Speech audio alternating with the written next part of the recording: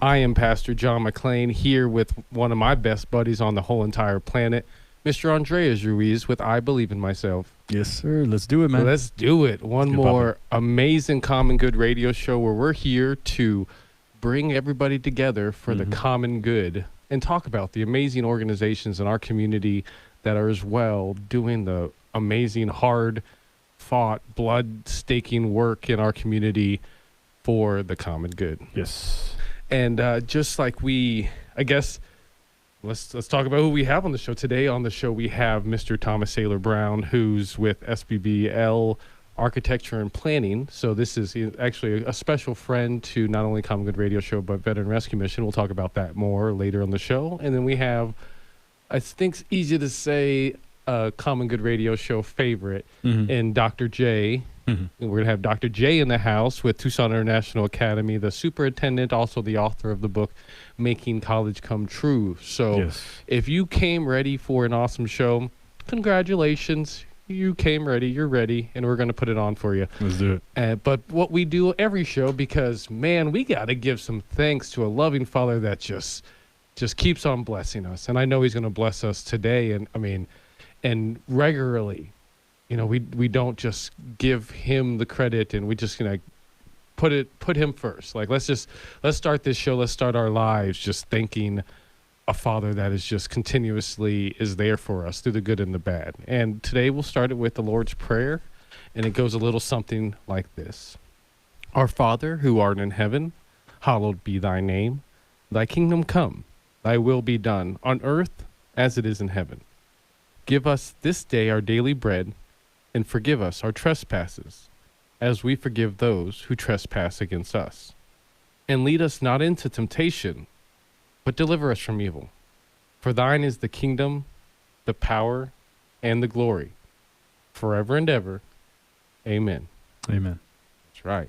Man, goodness. And that being said, let's turn it over to our awesome guest today, a guy, and I just want to build him up a little bit, actually, before I bring him in, because he's one of the many kind of unsung heroes in our community that makes this show so that much more important. Like, just diamonds in the rough that you just really don't know about until, someone kind of steps up and says, hey, this person's doing something special. And with Thomas Sayler-Brown, I don't even know his full bio because it's such a heavy one, but I know he serves on the boards of several nonprofits and several organizations over the years, definitely including Veteran Rescue Mission, which, this guy, if it wasn't for the work he did with our organization, we may not even exist. Like, I know we relied on him a lot in his expertise on, reading the code, interpreting the code, maneuvering with the county. So he's been just such a blessing to us. And then, I had the good fortune of actually seeing his house, and seeing some of the work that this man's done, and talking about gifted. We get to work and see a lot of gifted people, but he's amazing. So I'm excited to speak with Thomas Sayler-Brown with SBBL Architecture and Planning. Thank you, Thomas, for being on the show with us. Well, thanks for having me here. Absolutely. And so I guess, who better to ask? You tell us, what is SBBL Architecture and Planning? Well, we're an architectural firm. Okay. And we specialize primarily in commercial architecture, but we've also designed single-family homes and apartment buildings. We do medical buildings. We've done industrial work. Pretty much anything that requires you to be inside a building, we've designed. Okay. And when did SBBL Architecture and Planning find Tucson? When did it find its origin? Well, I started the company in July of '97. Okay. And it was just me. And then in 2001, I took on another partner. So SB was me. Okay. Took on another partner. That was the second B. And then in 2004, we took on a second partner, and that was the L. Interesting. And then when those two partners left the company, a few years later, I left the name the same. So we're SBBL now. Interesting. And I imagine in that time, you've done some amazing projects. I think so. Yeah, yes. Yeah, for sure. And then, so what are some of the services that SBBL Architecture and Planning offers? Like, kind of. Well, we're a full service architectural firm. Okay. So that means all the nuts and bolts Mhm. of the design project. Yeah. Begin with us and end with us. Mm-hmm. So we'll help you program the project, which means we'll help you decide what you want to do. Mm. We'll look at the site constraints, all the zoning issues that, like what I did with you. Mm-hmm. We'll design the project. We do the construction documents. We take the project through permitting, and then we continue on the project through construction, answering contractor questions until the project is done. Hmm. So what are some projects that you've done in Tucson that were, some of your favorite projects or that people maybe see every day? One you might see every day, the JCC. We did Okay. Mm. Yeah. the health and fitness center Amazing. on the southeast side of that building. Mm-hmm. Holocaust History Center Okay. is one of my favorite projects on South Stone. We did the Girl Scout Leadership Building on Broadway Okay. Nice. at Columbus. Those are three really significant ones that we've worked on. That's amazing. I mean, and Yeah. I guess just on that note, like, what is it like working on a project like that? I mean, I know not only super close to the heart, but I mean, that's a big deal. Like, what is it? How does that resonate with you working on a project like that? Well, it can be very, very exciting. Those were some of my most exciting projects. Mhm. The Girl Scout project was fantastic. After I sat down and helped the CEO program what she wanted in the space, Mm-hmm. she ended the meeting saying, "Look, what I want is wow." Mm. Well, that just got my heart a pitter-patter. Mhm. That's something I hadn't heard as an architect in many years. And that's Okay. very exciting. Mhm. So it meant be as creative as possible. Yeah. For the JCC, very similar. We needed to bring this place alive and turn around this rather dismal-looking building. Mhm. And I understand membership increased like 25 to 30% after the project was finished. So it was very successful. Yeah. The Holocaust History Center. If you haven't been to it, I recommend going. The building has as much meaning as the displays inside. So when you're in the building and looking at the displays, you're experiencing them along with the building. Mhm. So it's a really fabulous experience to be there.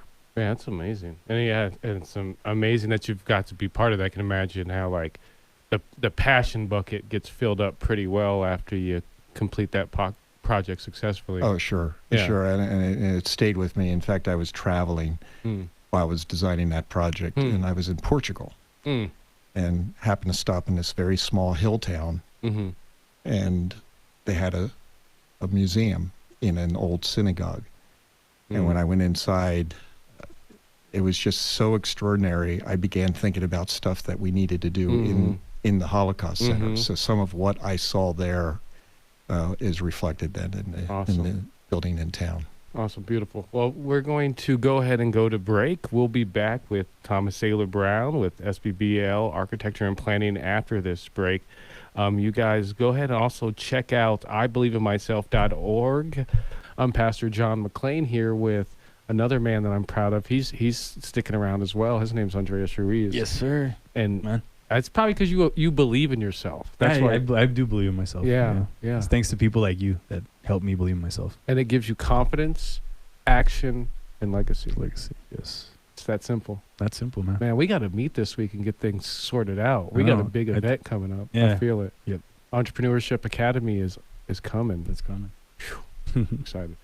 So, man of the hour, man of the minute, man of the next 8 minutes and 26 seconds, 25 seconds, I'm just kidding. So we have Thomas Sayler-Brown in studio with us with SBBL Architecture and Planning. Thank you, Thomas, for being here. Yeah, I'm Yeah. glad to be here. So the next one, this is one that goes right to the heart for sure. What inspired you to be an architect? Okay, well, that's actually a fun little story. As a kid, I used to love looking at two things on Sunday: the comics in the Sunday paper Nice. and the real estate section. Mm-hmm. Oh, okay. And what I loved in the real estate section was I would see these house plans, and I'd go in and sketch on them on how I would do them differently. And that took me through high school. Huh. Now, I lived out in the country outside of Philadelphia, and we had a small neighborhood. So about 3 houses were built in my lifetime while I was growing up. And I loved to walk through the houses. And I walked through one day with a friend, and I was saying how I would do it differently. And he said to me, "You should be an architect." And I said, "Oh, okay." Yeah. And I was 16 at the time. Huh. Oh, cool. And And it just stuck. it just stuck. Once I committed that is something I should do, that's what I did. Wow. Man, that's an inspiring story, and especially for you to find your passion at such an early age. That must have felt great, because I know a lot of people don't find their passion for years, or maybe never find their passion. Yeah. So that's And I discovered many years later that what I really wanted to do was to be a developer, but I didn't know about that in those days, and I didn't know who to talk to about it. So I became an architect. Yeah. Could you still be a developer if you wanted to be? Yeah. Is that I could do something anything I you're want to do. Yeah, yeah. Nah. You could be an astronaut if you wanted to be. But at this point, have you realized architecture is where you're at, or would you still be interested in being a developer? Oh no, I could still move into that. I'm starting to slow down in architecture and go to the next level. Interesting. That's That's awesome. awesome. Yeah, Yeah, because actually on our next show, the Making College Come True show, actually the next guest, Dr. Jennifer Herrera, she's talking about today about you're in the wrong place. So like when in her life, she learned luckily at a young age, kind of like you're saying, that she was in the wrong place. These are the things that she wasn't meant to do. And as a happenstance, she found the things she was meant to do. So that's awesome that you found at 16, man. Don't you wish we would have found at 16? Man, it took me a long time. What we are, ostensibly genius at, which I feel like we're all genius at something. It's just most of us don't find it in our lifetimes. Well, in my first day in college, our dean came out and told us all that architecture does not mean we're just going to have to design buildings. So he told us that this is a pathway to whatever we want to do in our life. And the way they taught at that college was to just open up the whole world of possibilities to us. Nice. That's awesome. Yeah. So I guess what are some easy things homeowners, and I know, I think we spoke about this before, residential is not necessarily your quote unquote, I'm doing air quotes for the ones at home that can't see this. What are some of the things that homeowners can do to add style and value to their homes? Well, I thought about that when you asked me that originally, and that's a huge question. And everything depends on your budget, depends on your home itself, where it's located. But I would say that the very first thing is it depends on your budget. Well, I was thinking kind of like, particularly, John Q. Public, low-hanging fruit.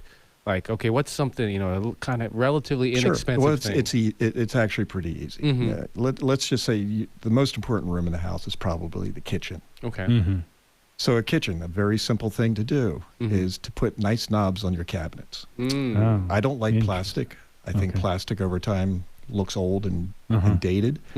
Nice metal, classic design cabinet pull is really great. Another thing that works is change the hardware on the cabinet doors to a nicer quality hardware where the cabinets maybe close a little bit slower. So if you're going with a little bit cheaper cabinetry, it feels better.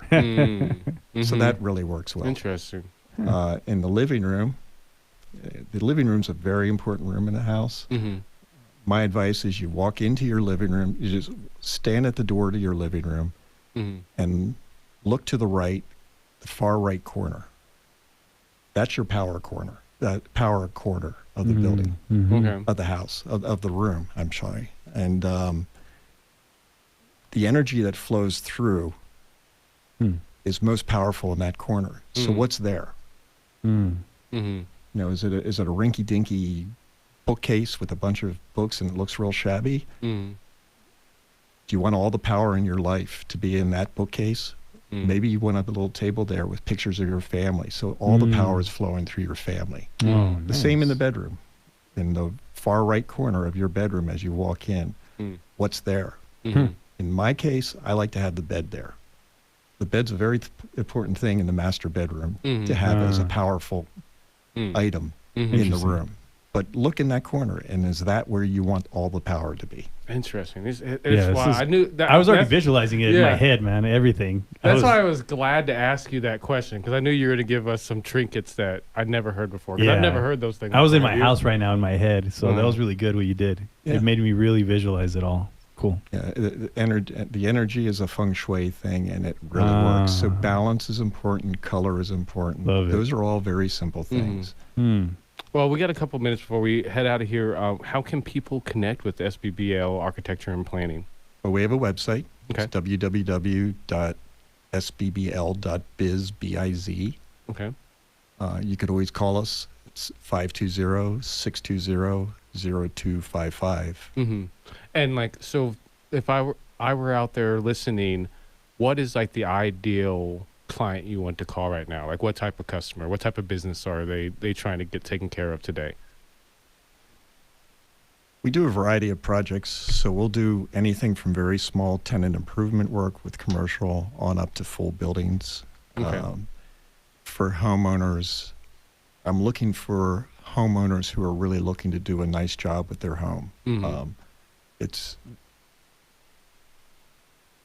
They have to be willing to be creative, work with an architect, Mhm. be patient, Mhm. and have a fabulous space for themselves. So Mm. pretty much Love it. you're the guy that you call if you want to do something high end and classy and make sure that every inch is considered.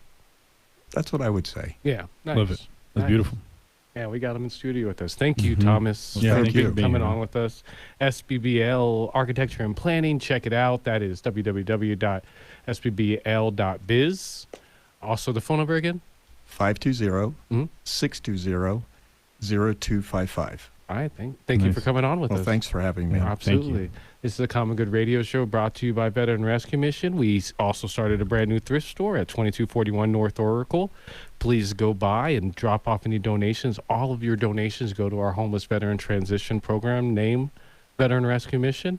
Also, feel welcome to come by our Veteran Rescue Mission at 7670 North Stargrass Drive to connect with our veterans. Pastor John McLean here with my pal, my bosom buddy, your buddy, if you would allow him, if you would just go to IBelieveMyself.org Yes. and you could get some coaching and get some consultation and maybe just someone just to chat with named Mr. Andreas Ruiz Mm-hmm. of I Believe in Myself. Yes. Yeah, man.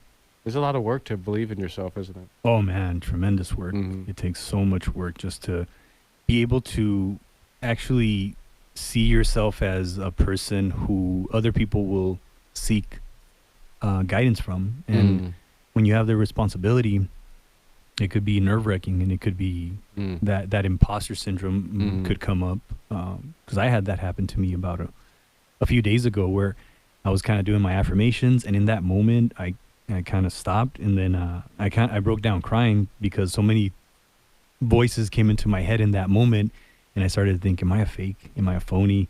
And I was being hard on myself in that moment, and then I looked at myself in the mirror and I said, no, I'm not. I am worthy of this. And that's how powerful you are. You can immediately change your thought from not feeling good enough to feeling good enough, and you can do it in a split second. And that's why I think I've been so blessed to be able to have this awareness, and have learned so much emotional intelligence that I can immediately stop a thought in that moment, and instead of it paralyzing me for a week or a month, it paralyzes me for a minute, a few minutes, and then I go back to what I know I can do, and what I was given, and using it. Yeah. And speaking of things that you know you can do and using it, I got a copy of your book, Morning Warrior Secrets. Actually, did you sign this? You did. No, I did not. You did not sign Yeah, this. I got to sign it. Well, those out there that are in the world, you can go to Amazon.com and get your own copy of Morning Warrior Secrets. Yes. Morning, what does that bottom part say? Morning Rituals for Health, Happiness, and Wealth. Oh my goodness. Mhm. Those are good things to have. Absolutely. And Yeah.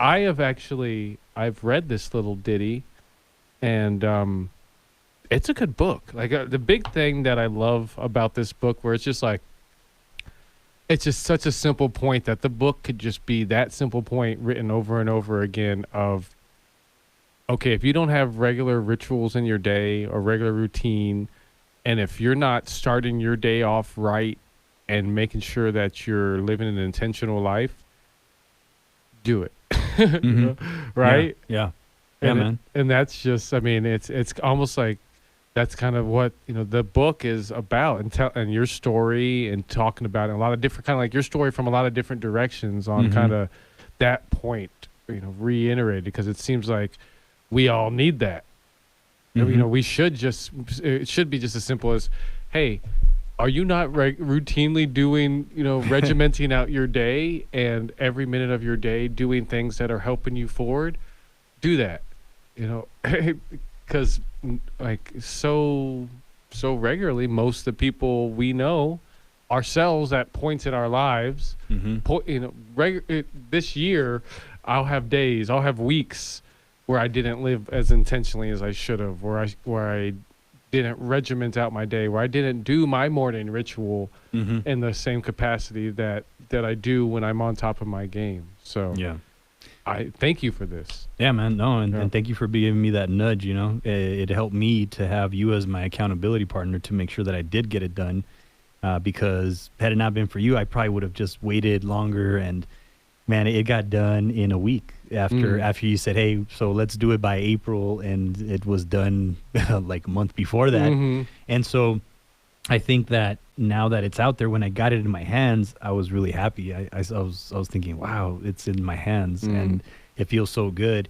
And today, just getting the box with all these copies was really cool too. Did it feel like you feel like Scrooge McDuck in that barrel of money? Like you're just like surfing in your books, like bitch.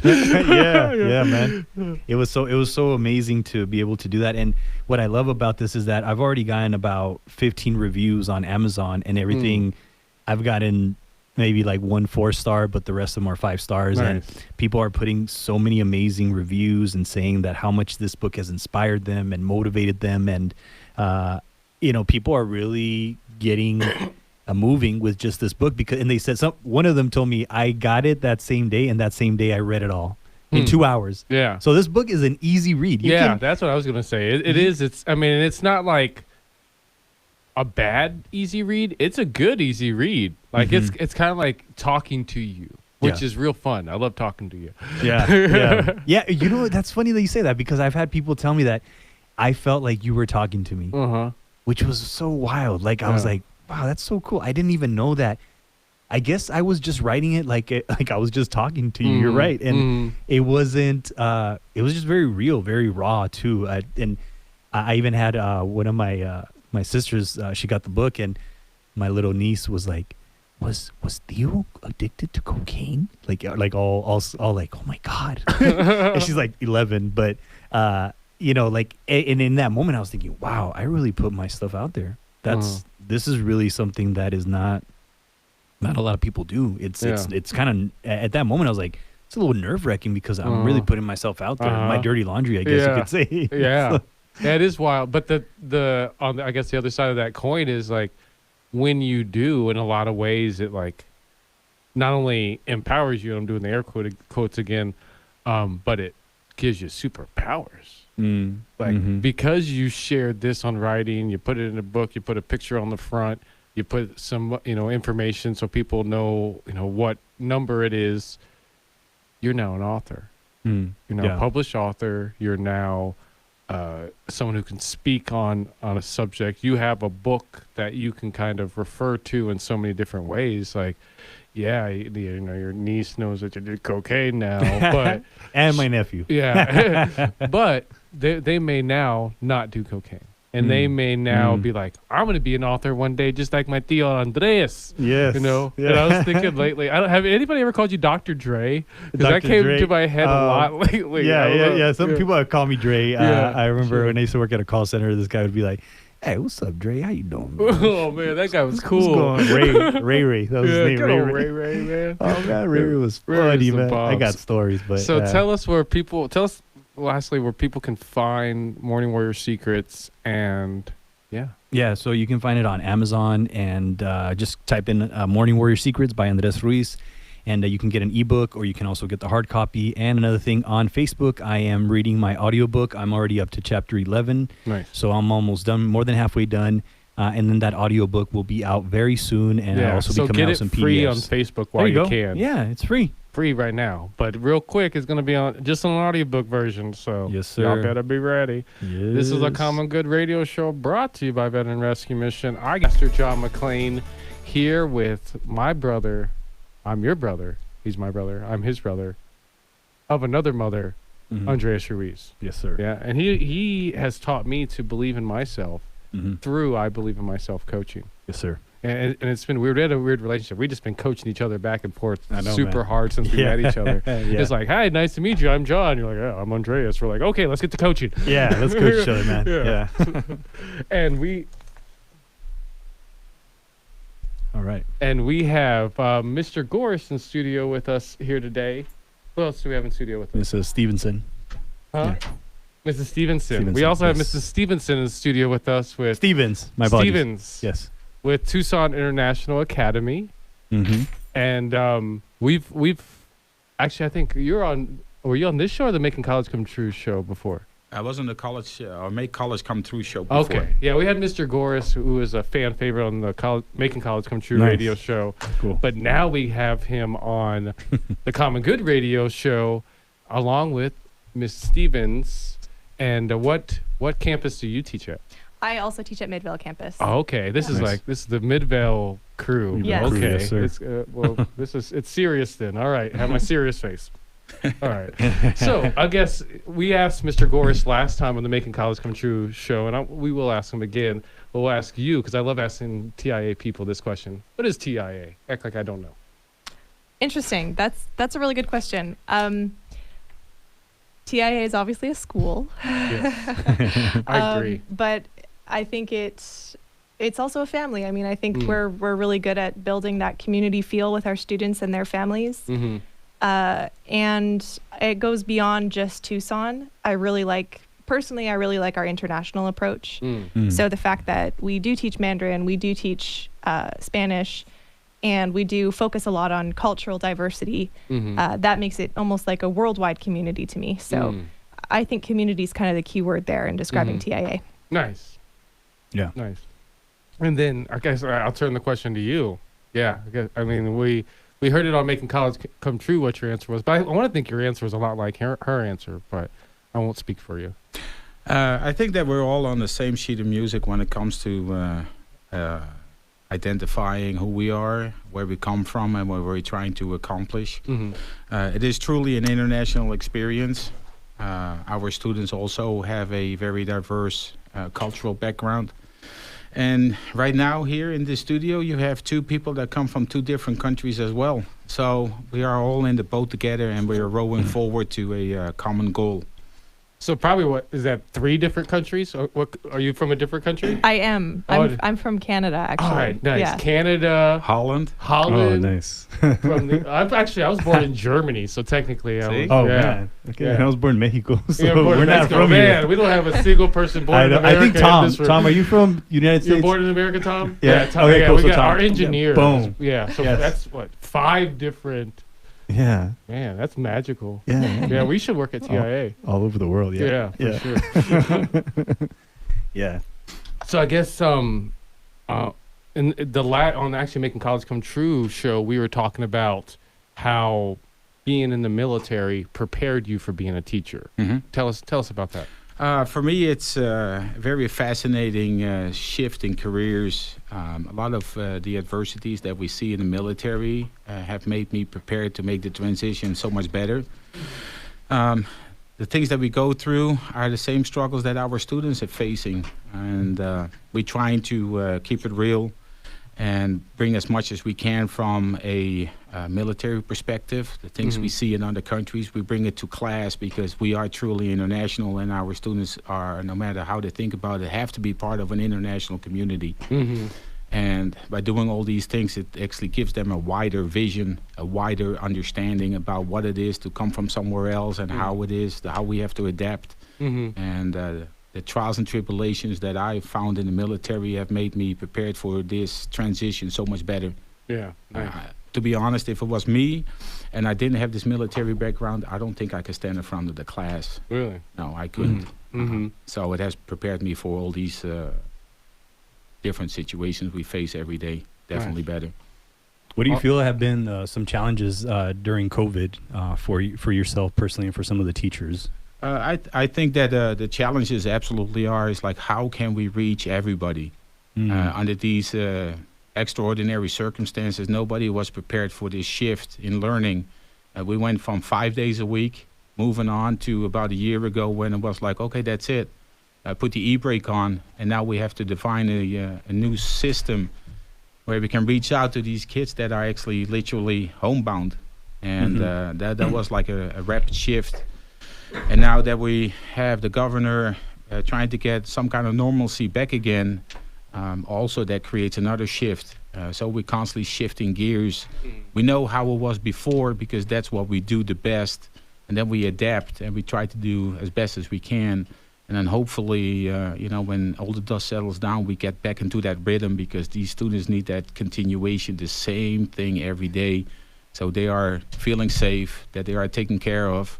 And that was definitely a big challenge, but I think that we did an amazing job in overcoming this challenge and have done so. And the majority of our students are back in school. Yeah, I'd like to extend that same question. I extend the same question to Mrs. Stevens. What's your thoughts? Well, I was not in the military. Wasn't that the question? Actually, I think the question was how have the challenges that maybe teachers and students have been facing, with COVID and oh gosh, everything that's okay, going on, yeah. Okay. Yeah, or you can answer the military one too, just for fun. Yeah, I played G.I. Joe as a kid. I'm kidding. No. Well, challenges faced by families and students. Well, I think the main one has been isolation.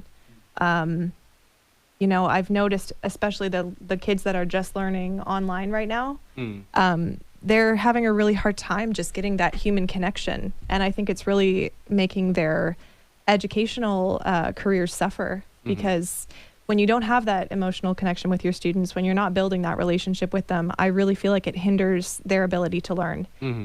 So I really feel for a lot of my distance learners right now. I feel like when we did end up being able to meet over Zoom or whatnot, they just were so starved for conversation with just other people